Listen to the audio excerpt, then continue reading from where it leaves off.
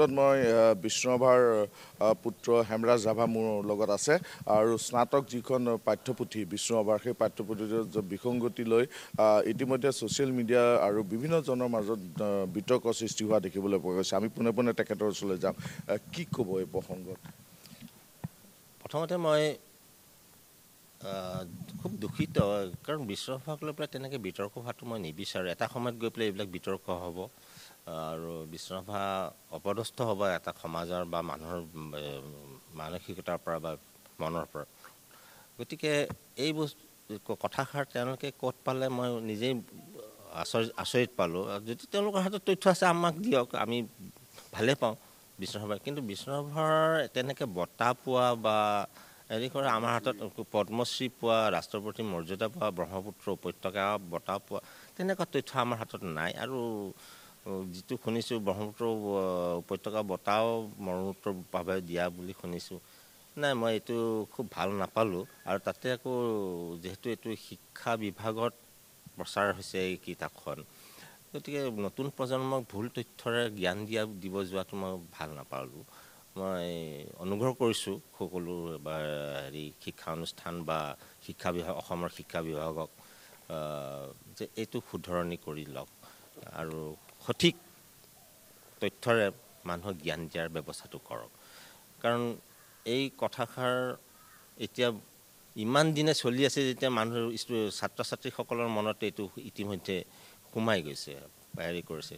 দুৰ্ভাগ্যক্ৰমে নে সৌভাগ্যক্ৰমে এজন ছাত্ৰই বিষ্ণুৰাভাৰ জীৱনী তেওঁ পঢ়িছিলে নিশ্চয়, আৰু তেওঁ মোক ওচৰত ফোন কৰি মোক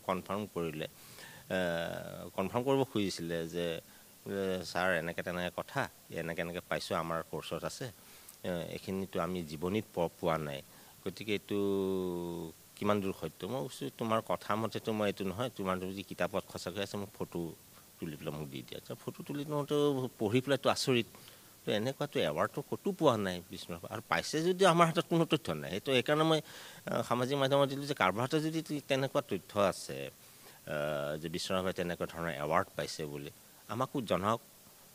জনালে আমি ভাল পাওঁ। তেতিয়া আমি, কাৰণ বেছিভাগ মানুহ আমাৰ ঘৰলৈকে আহে বিষ্ণুৰাভাৰ বিষয়ে জানিবলৈ, গতিকে তেতিয়া আমি তেওঁলোককো ক'ব পাৰিম যে বিষ্ণুৰাভা আমাৰ হাতত নাছিলে, এনেকৈ আমি পালোঁ হঠাতে, তেখেতে এনেকৈ এৱাৰ্ড পাইছিল। কিন্তু তেনেকুৱা এটা যেতিয়া নায়েই, আৰু তাকো এটা কৰ্চত দিয়া, এটা আশ্চৰ্যজনক কথা আৰু এনেকুৱা নহয় যে কোনোবা প্ৰাইভেট এজেঞ্চিৰ হেৰিত শিক্ষা মাধ্যম হৈছে এইটো চলি আছে, এইটোও নহয়। গুৱাহাটী বিশ্ববিদ্যালয়ৰ নিচিনা এটা অনুষ্ঠানত যদি তেনেকুৱা চলে, তেতিয়াতো বৰ আচৰিতজনক কথা।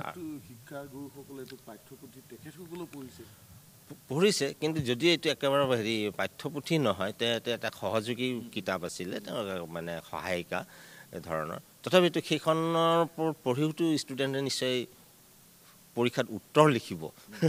সেইখনৰ পৰা সেইমতেতো লিখিলেতো শিক্ষকেতো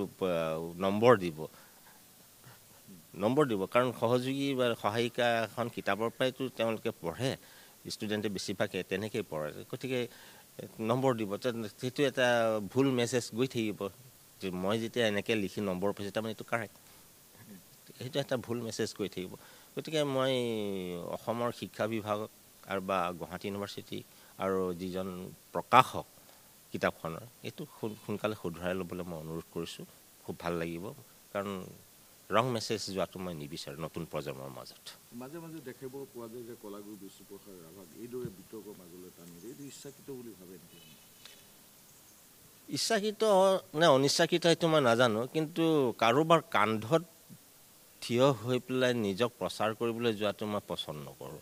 যদি তেওঁলোকৰ নিজৰ প্ৰতিভা আছে, সেই প্ৰতিভাৰে তেওঁ প্ৰচাৰ কৰক, প্ৰকাশ কৰক।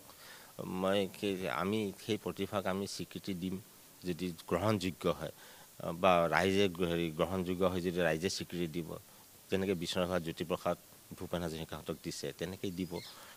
গতিকে কাৰোবাৰ কান্ধত উঠি পেলাই বা বিতৰ্কলৈ টানি আনি কোনোবা ব্যক্তিক, এইটো মই বিষ্ণুৰাভাই নকওঁ, মই জ্যোতিপ্ৰসাদেই হওক বা ফণী শৰ্মা বা ভূপেন হাজৰিকা হওক, তেওঁলোকক বিতৰ্কলৈ টানি আনি পেলাই নিজক প্ৰচাৰ কৰিবলৈ যোৱাটো এইটো এটা খুব মূৰ্খামিৰ কথা। এইটো মই গ্ৰহণযোগ্য নহয়, এইটো মই ভাল নাপাওঁ। এইটো মই নিজে এটা আপোনালোকে আহে বিষ্ণুৰাভা পুতেক বুলি, কিন্তু মই নিজে ক'তো প্ৰচাৰ নকৰোঁ মই বিশ্বনাথ পুতেক বুলি মই সেইটো মই পচন্দ নকৰোঁ কোনোবাই সুধিলে আপুনি অমুকৰ পুত্ৰ নেকি তেতিয়া মই কওঁ হয় মই কিন্তু তেনেকৈ মই নিবিচাৰোঁ এনেকৈ বিতৰ্ক হোৱাটো মই এনেকৈ এইটো যিকোনো অশ্বিনী বৰা ধন্যবাদ জ্ঞাপন কৰিছোঁ এই মুহূৰ্তত আপোনাক।